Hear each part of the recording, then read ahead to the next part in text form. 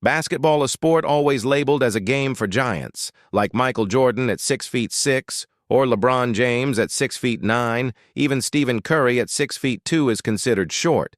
But can you imagine a young man standing only 5'3", blocking Shaquille O'Neal, one of the tallest and most powerful centers in NBA history? A young man laughed at, but never surrendering to fate, becoming one of the most inspiring figures in the NBA.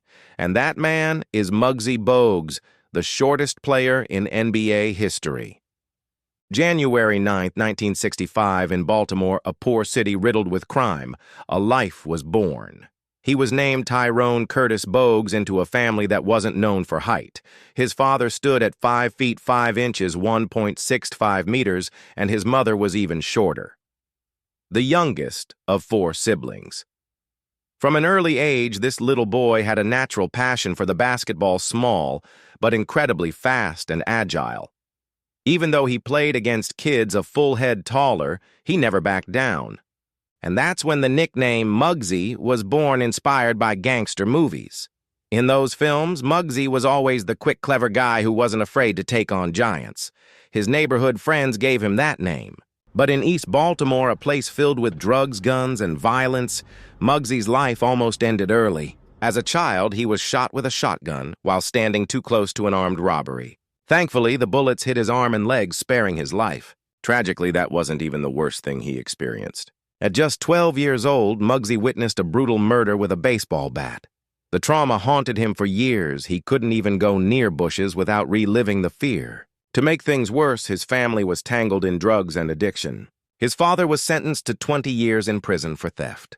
While other kids his age dreamed of becoming rappers, or more realistically, truck drivers, Muggsy dreamed of becoming a basketball player. Basketball was the only place he felt safe, where he could truly be himself, a refuge from the darkness around him. But no path is ever smooth, especially not for a stubborn, undersized kid. His height was always an obstacle, even before reaching the NBA. Coaches and people at even the lowest levels doubted him, criticized him, and dismissed him. Bogues initially attended and played basketball at Southern High School in Baltimore with the initial goal of becoming a dental technician. He later transferred to Paul Laurence Dunbar High School, which offered healthcare classes. There he was coached by Bob Wade, who would later become the head coach at the University of Maryland. Muggsy's teammates included future NBA players David Wingate, Reggie Williams, and Reggie Lewis. The latter two graduated with him. The Dunbar Poets finished the 1981-82 season 29-0 during Bogues' junior year and went 31-0 in his senior year, 1982-83, earning the #1 national ranking by USA Today. After high school, Bogues received scholarships to play college basketball from several universities, including Virginia Penn State and Seton Hall. Ultimately, Bogues chose to attend Wake Forest University, where he played college basketball for the Wake Forest Demon Deacons for 4 years. In his junior year, he averaged 11.3 points, 8.4 assists, and 3.1 steals per game. His senior year was even more impressive. He averaged 14.8 points, 9.5 assists, 3.8 rebounds, and 2.4 steals per game. During the 1986-87 season, he led the Atlantic Coast Conference in both assists and steals and won the Francis Pomeroy Naismith Award. As a senior, he was also awarded the Arnold Palmer Award for Wake Forest's Most Valuable Athlete. By the end of his college career, he was the ACC's all-time leader in both assists and steals. Wake Forest eventually retired his jersey number, and in 2001, he was inducted into the Wake Forest Sports Hall of Fame. As of 2021, he still holds the school record for both assists and steals. Bogues also represented the USA national team in the 1986 FIBA World Championship, helping them win the gold medal. Under head coach Lute Olson, he played in all 10 games and led the team in assists and steals.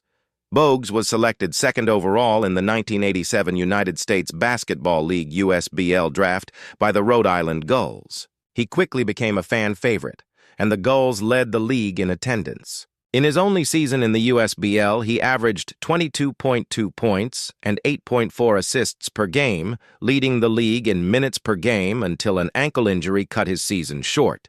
Many scouts questioned whether Bogues could survive in the professional arena, let alone thrive. Some recruiters even joked that when he sat on the bench, his feet wouldn't touch the floor. and Bogues understood what he was up against. My dad was 5'5", my mom barely 5 feet. Even in my wildest dreams, I couldn't imagine being taller than 5'7". Everyone around him tried to convince him to pursue wrestling, telling him there was no future in basketball for someone like him. But Bogues never grew taller, he just kept getting better. Slowly, he became one of the most impressive ball-handling point guards in the NBA. How could you not love a player who challenged anyone, snatched the ball from players several feet taller, or drove straight into the paint against 6'8" giants? He was always known for his hard work, sharp mind, and relentless energy. Bogues was drafted 12th overall in the 1987 NBA draft by the Washington Bullets, joining a legendary draft class that included David Robinson, Reggie Miller, Scottie Pippen, and Kevin Johnson. Bogues made his NBA debut on November 6, 1987, against the Atlanta Hawks at the Omni Coliseum. He started the game and led the team in assists. At the time, he was 16.5 inches 42 centimeters shorter than the average NBA player. In his rookie year, he shared the court with Manute, who stood 7 feet 7 inches 2.31 mm tall. Together, they were the tallest and shortest players in NBA history with a 28-inch 71 centimeter height difference. Bowl and Bogues even appeared together on 3 magazine covers. Bogues' playing time dropped significantly after head coach Kevin Loughery was fired and replaced by Wes Unseld. On March 4, 1988, Bogues recorded 7 steals and scored 10 points in a win against the Indiana Pacers. Despite starting only 14 games as a rookie, he led the team in both steals and assists. The following season, the Washington Bullets left Bogues and Jay Murphy unprotected in the 1988 NBA expansion draft. Bogues was selected by the Charlotte Hornets. He told the Washington Post he had no quarrel with the Bullets for leaving him unprotected, and his agents reported that he was excited to start anew in Charlotte. In the Hornets' inaugural season, head coach Dick Harder kept Bogues mostly on the bench, using him sparingly for short bursts of energy. But that would soon change. When Harder was fired the next season, Bogues began to flourish under coaches Gene Littles and Alan Bristow, who embraced a fast-paced, up-tempo offense that suited his style. Bogues went on to spend nearly 10 seasons with the Hornets, becoming a fan favorite and one of the faces of the franchise alongside stars like Alonzo, Mourning, and Larry Johnson.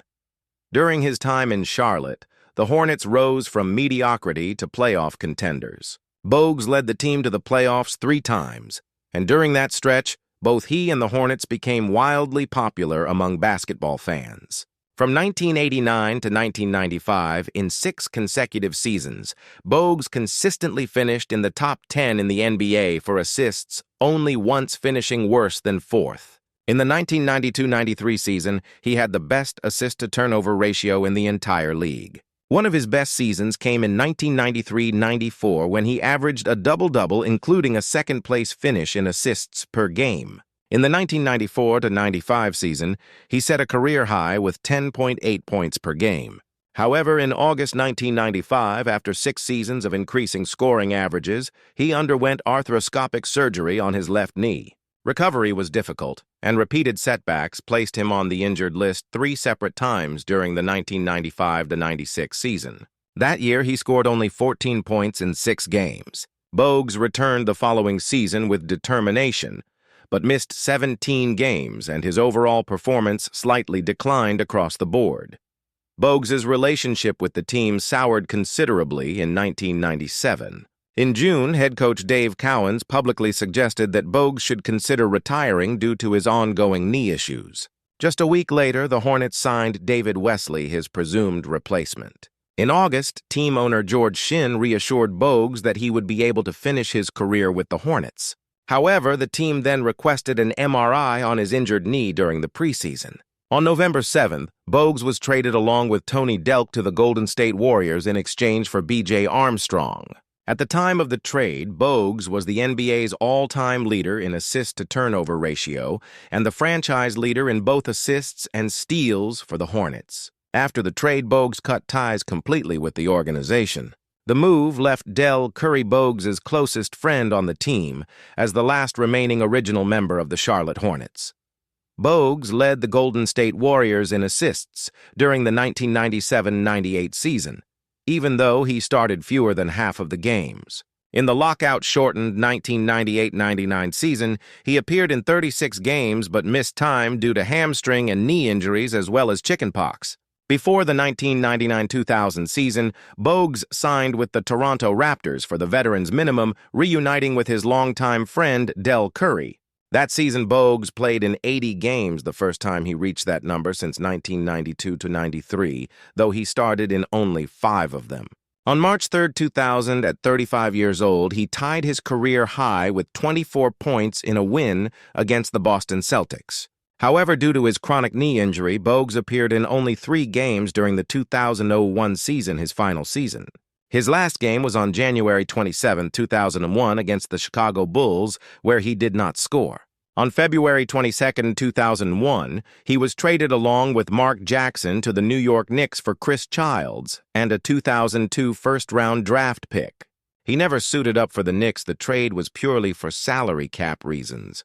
At the end of his career, Bogues ranked 12th all-time in assists and 13th all-time in assists per game in NBA history. On August 10, 2001, Bogues was traded to the Dallas Mavericks in a 3-team deal involving Shandon Anderson, Howard Eisley, and Glenn Rice. But instead of reporting to Dallas, Bogues told the team he intended to step away from basketball to care for his mother, who was battling cancer. Mavericks owner Mark Cuban chose to waive Bogues and fully guarantee the remaining 3 years of his contract, a decision that meant Bogues would receive the money even though he did not play.